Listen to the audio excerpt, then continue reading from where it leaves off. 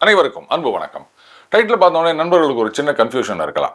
முதலமைச்சர் அவர்கள் இனிமே அரசியல் தாவேகா வெர்சஸ் திமுக மட்டும் தான் சொல்லிட்டு இருக்காரு, அது புரியுது. ஆனால் அதனை கார்பரேட் வார்னு போட்டுக்கிறீங்களே அப்படின்னு. அதாவது இந்த கார்பரேட் உலகத்துல தான் M&Aன்னு சொல்லுவாங்க, மெர்ஜர்ஸ் அண்ட் அக்யூசேஷன்ஸ். அதுக்கப்புறம் அந்த ஹோஸ்டைல் டேக் ஓவர் பிட், அந்த கம்பெனியை அப்படியே ஒட்டுக்கா டேக் ஓவர் பண்ணுறது, ஆர் கம்பெனியில் இருக்க சில டேலண்டட் பர்சன்ஸை அப்படியே தட்டி தூக்குறது, இதெல்லாம் அங்கே தான் நடக்கும். ஆனால் இன்றைக்கி அரசியலில் அதே மாதிரி தான் நடந்து கொண்டு இருக்கின்றது. அதனால தான் ஒரு கம்பேரிட்டிவ் ஸ்டடி மாதிரி கார்பரேட் வார் அப்படின்னு போட சொன்னேன்.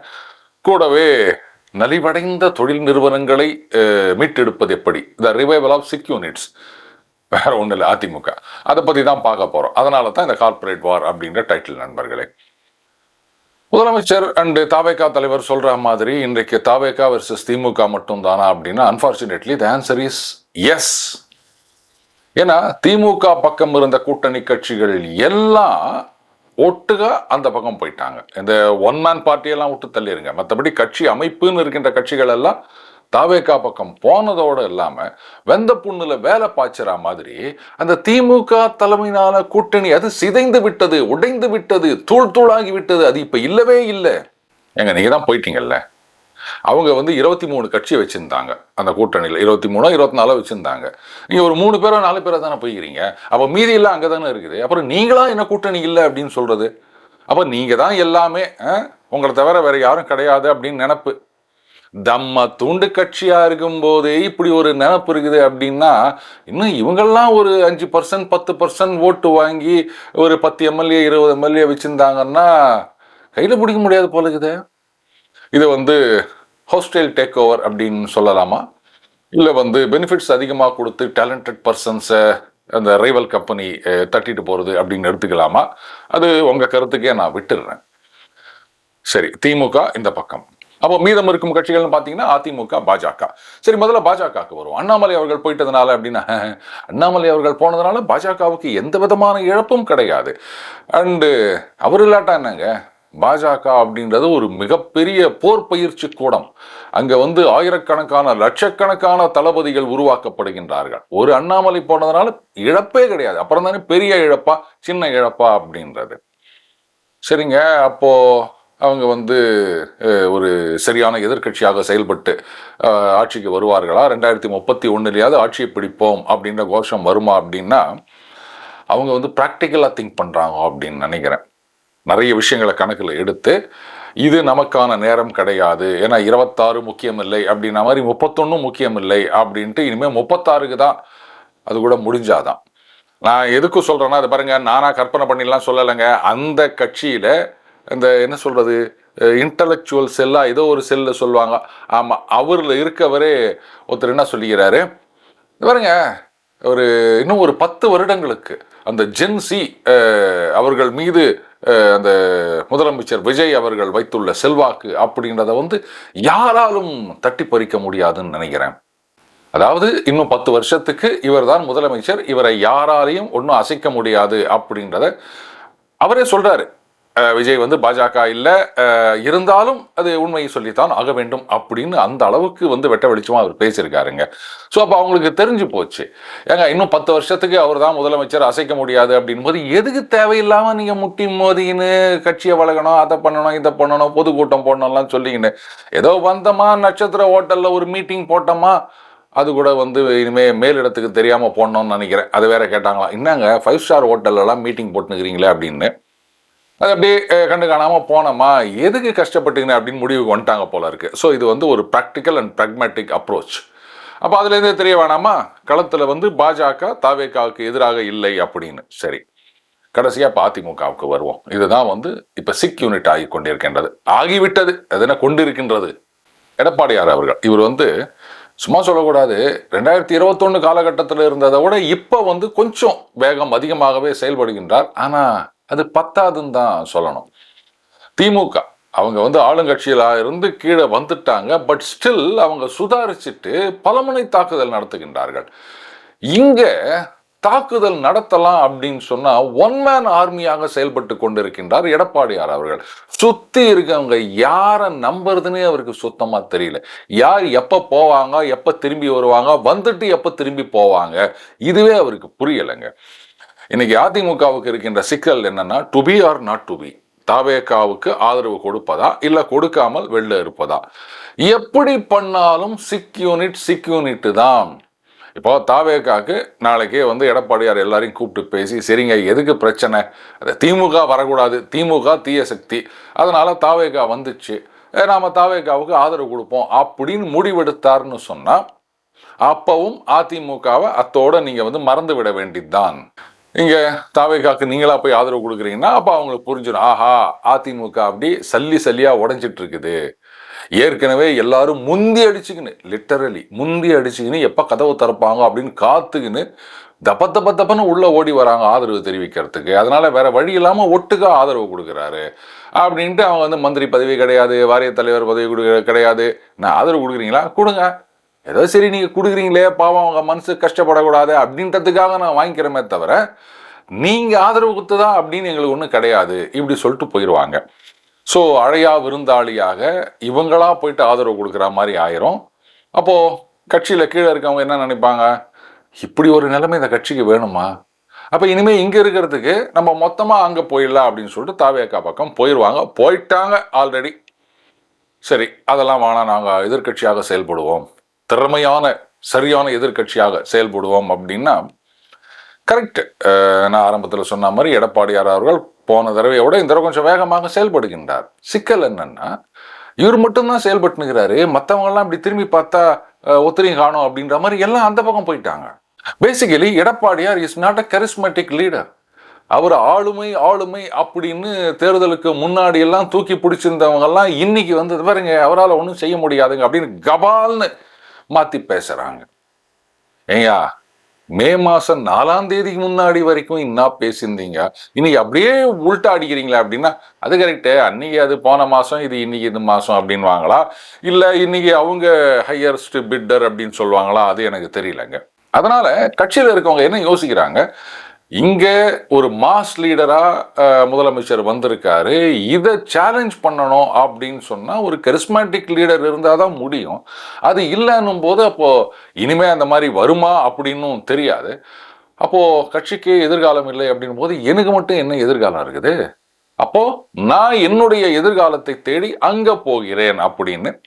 இதைத்தான் நம்ம அன்னைக்கு சொல்லி இருந்தோம். பாஜக அதிமுக கூட்டணி அப்படின்றது கட்டாயம், அது பாஜகவுக்கு இல்லை அதிமுகவுக்கு கட்டாயம். அப்பதான் கட்சி உருக்குலையாமல் இருக்கும் அப்படின்னு சொல்லியிருந்தோம்.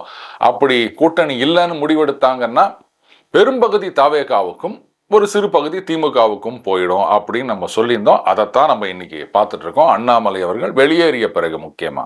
ஸோ நீங்க ஆதரவு கொடுத்தாலும் கட்சி ஒன்றும் இல்லாமல் போயிட போகுது, எதிர்த்து இருந்தாலும் கட்சி ஒன்றும் இல்லாமல் போயிட போகுது. சார் அப்ப என்ன சார் இதை ஒண்ணுமே பண்ண முடியாதா, இன்னும் சிக் யூனிட் ரிவைவல் அப்படி இப்படின்லாம் பேசுனீங்களேன்னா கரெக்ட். நாம் அன்னைக்கு சொன்னோம் பாஜக அதிமுக கூட்டணி அப்படின்றது கட்டாயம். ஏன்னா அதிமுக அது ஒன்னா இருக்கணும்னா ஒரு நம்பிக்கை இருக்கணும்னா தொண்டர்களுக்கு இதுதான் ஒரே வழின்னு சொல்லியிருந்தோம். ஆனா பாஜக இன்றைக்கு இருக்கின்ற பாஜக அல்ல.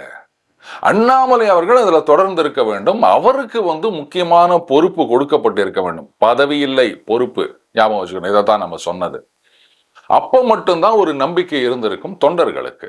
அட்லீஸ்ட் இந்த ரியாலிட்டியை புரிஞ்சுக்கிட்டு எடப்பாடி அவர்களாவது பாஜகவுடன் பேசி, இந்த பாருங்க அண்ணாமலை அவர்கள் மறுபடியும் தலைவராக வர்றது தான் சரி, அட்லீஸ்ட் ஏன் கட்சிக்கு லாபம் அப்படின்ற விதத்திலேயாவது இவர் பாஜக மேலிடத்திடம் பேசி இருக்க வேண்டும். ஆனால் ஆரம்ப காலகட்டத்தில், அதாவது இந்த அலையன்ஸ் வரும்போது அவர் என்ன நினைச்சாரு, இது நம்ம நிறைய தடவை சொல்லியிருக்கோம், அண்ணாமலை அவர்கள் ஒரு சக்தியாக வளருவது அப்படின்றது பாஜகவில் இருக்க ஒரு சிலருக்கு மட்டும் இல்லை, இங்க இருக்கின்ற அனைத்து கட்சிகளுக்கும் ஒரு பெரிய எக்ஸிஸ்டென்ஷியல் த்ரெட். அது டிஃபரண்ட் பிராண்ட் ஆஃப் பாலிடிக்ஸ் இல்லையா? அதனால எப்படியாவது, அதுக்குதான் நான் சொன்னேன், இந்த எம்எல்ஏ எலெக்ஷன்ல அவர் போட்டி போடக்கூடாது, அவர் மட்டும் நின்றுந்தார்னா அண்ணாமலை வெர்சஸ் திமுக, அதிமுக, காங்கிரஸ், பாஜக அப்படி எல்லா ஒரு கூட்டணி நின்றுருக்கும் அப்படின்னு சொன்னேன். அது அன்றைக்கு. ஆனா இன்றைக்கு ரியாலிட்டியை புரிஞ்சுக்கிட்டு அவர் பாஜகவில் இருக்கணும், பாஜக அதிமுக கூட்டணியில இருக்கணும் அப்படின்றத முன்னெடுத்து சென்றிருந்தால் மட்டும்தான் அதிமுகவை ஓரளவுக்கு காப்பாற்றி இருக்க முடியும். இன்னைக்கு அந்த வாய்ப்பும் போய்விட்டது. ஸோ அதிமுகவில் இருக்க தொண்டர்கள் வெளில போகிறது அப்படின்றது ரொம்ப வேகமாக நடந்து கொண்டிருக்கின்றது. நிஜமாவே அதில் ஒரு முன்னாள் எம்எல்ஏன்னு நினைக்கிறேன், அதிமுகலேருந்து திமுகவில் போய் சேர்ந்துருக்காருங்க. அங்கே முன்னாள் முதலமைச்சர் மு.க. ஸ்டாலின் அவர்கள் அவரை சந்திக்கிறார், கட்சியில் சேர்த்துக்கிறாங்க. ஆனால் இந்த அதிமுகவில் முன்னாள் அமைச்சர்களாக இருந்தவர்கள், மாவட்ட செயலாளர்களாக இருந்தவர்கள், இவங்கெல்லாம் இந்த கிராமங்களில் சினிமாலாம் காமிப்பாங்க பார்த்தீங்களா, அந்த பந்தி போட்டுட்டு கதவை திறந்த உடனே தப தப தபன்னு உள்ள ஓடுவாங்க பாருங்க.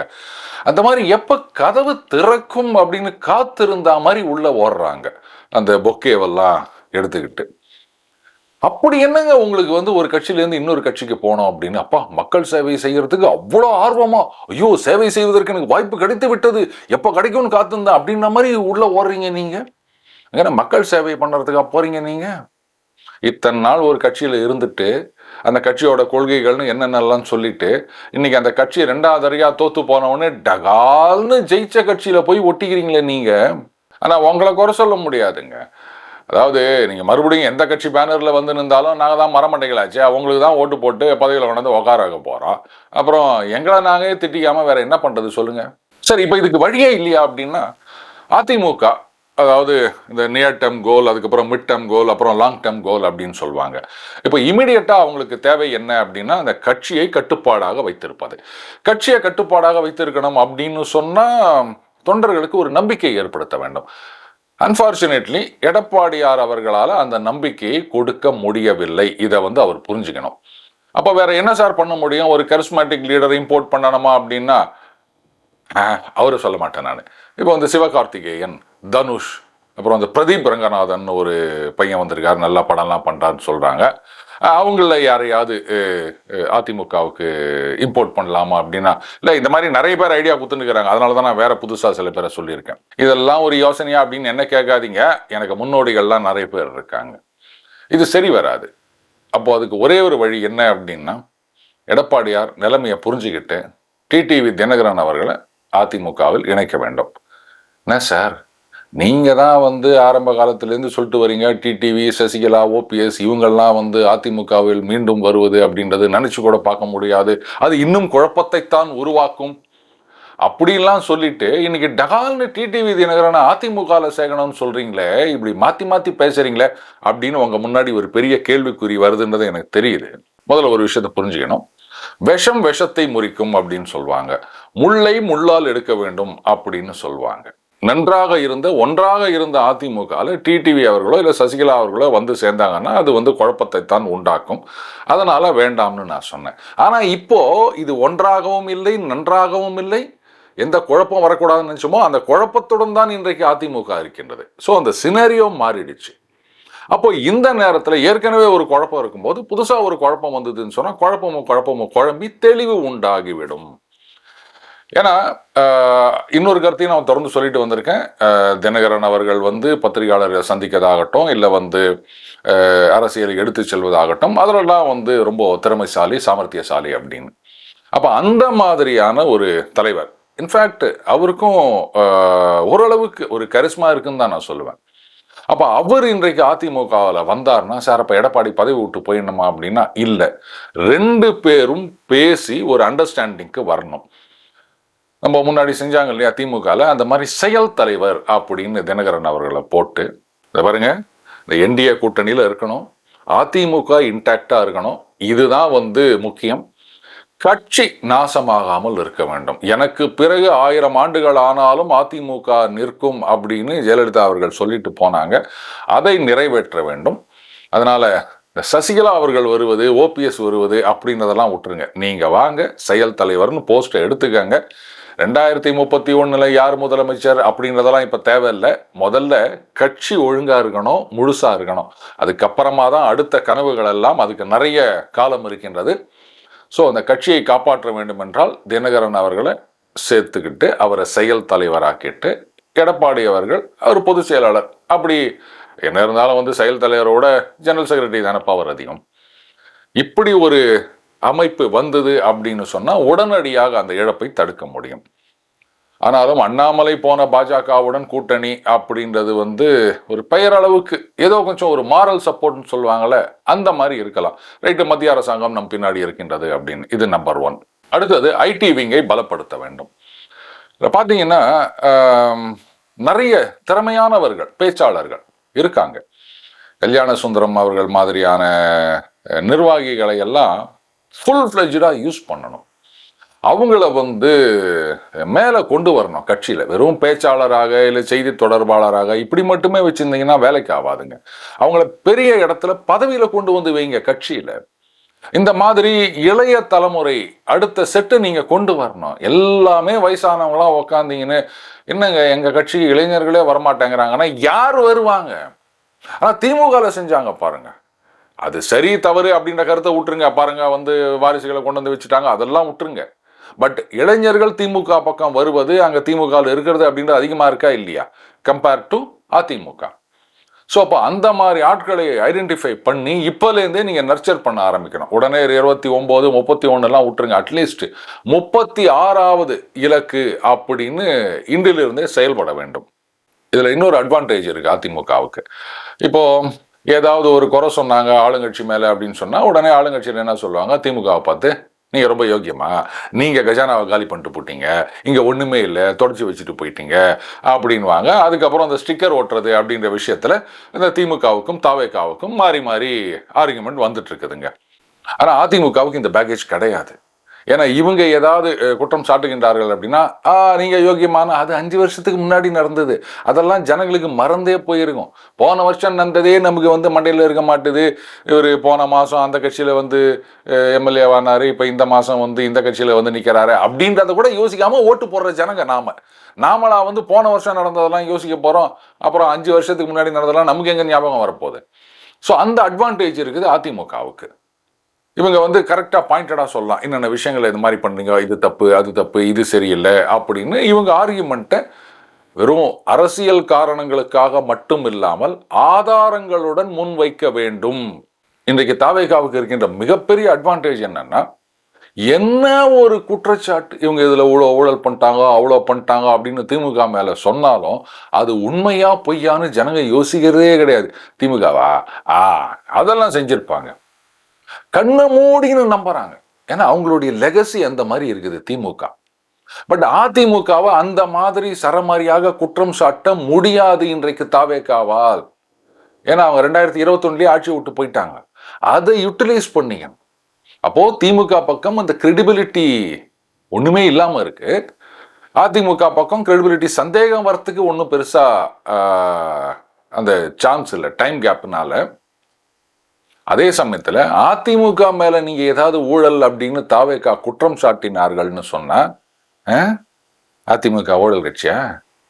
எங்க கிட்டே இருந்து வந்தவங்க தானே கொத்து கொத்தா தூக்கி உள்ள உட்கார வச்சுருக்கிறீங்க. அப்ப அதெல்லாம் உங்களுக்கு ஊழலா தெரியலையா? இந்த கேள்வியை கேட்பாங்கன்னு தெரியும். அதனால தாவேகா வந்து அதிமுகவை ஊழல் அப்படின்ற பெரிய அளவில் குற்றம் சாட்ட முடியாது. இதை விட ஒரு பெரிய அட்வான்டேஜ் என்ன வேணும்னு சொல்லுங்க. ஏன்னா நீங்க அதிமுக மேல என்ன குற்றம் சாட்டினாலும், எங்களை இவ்வளோலாம் சொல்லிவிட்டு எங்க ஆளுங்கெல்லாம் இழுத்து வச்சு உட்கார வச்சு நிற்கிறீங்க. நீங்க எங்க எம்எல்ஏ ராஜினாமா பண்ணிட்டு உடனே உங்க கட்சியில வந்து சேர்றாங்க, உடனே நீங்க வந்து அவங்களுக்கு மெம்பர்ஷிப் கார்டு கொடுக்குறீங்க. எங்க கட்சி எம்எல்ஏக்கள் வந்து சட்டசபையில் உங்களுக்கு ஓட்டு போட்டு சப்போர்ட் பண்றாங்க, அதையும் நீங்க ஏத்துக்கிறீங்க, ஜெயிக்கிறீங்க. அப்புறம் எங்க கட்சியை குறை சொல்றீங்களா அப்படின்னு திருப்பி கேட்கலாமா இல்லையா? இப்படிலாம் பண்ணா 29ல் 40 நமதையும் ஜெயிச்சிடலாமா அப்படின்னா, இந்த பாருங்க, இப்போதைக்கு அதிமுகவுக்கு தேவை செதறி போனது, உடைஞ்சு போனது போக மிச்சம் மீதி இருக்கிறதையாவது மொத்தமா பாதுகாக்க வேண்டும் அப்படின்றது. முதல்ல கட்சின்னு ஒரு அமைப்பு இருந்தா தானே வந்து நீங்க வந்து எப்போ ஆட்சிக்கு வரலான்றதை யோசிக்க முடியும். அதை முதல்ல இன்டாக்டா நீங்க பார்த்துக்கணும். ஸோ அதுக்கு என்ன பண்ணலாம் அப்படின்றத மட்டும் தான் நம்ம பார்த்துருக்கோம். இப்படி பண்ணாதான் அதுக்கப்புறமா தாவேகா அவங்க தவறு செஞ்சு ஏதாவது சொதப்பினாங்கன்னா அப்போ வந்து நீங்க ஆட்சிக்கு வருவதை பற்றி யோசிக்கலாம். அதுக்குள்ள அண்ணாமலை அவர்கள் என்ன கட்சி ஆரம்பிக்க போறார், அது வேற ஒரு கஷ்டம் இருக்குது. But to keep the party intact இதுதான் ஒரே வழி. ஆனா இதை எடப்பாடி அவர்கள் செய்வாரா அப்படின்னா ஐம் சாரி, அதெல்லாம் என்கிட்ட கேட்காதீங்க. மீண்டும் அடுத்த போல் சந்திப்போம். வணக்கம்.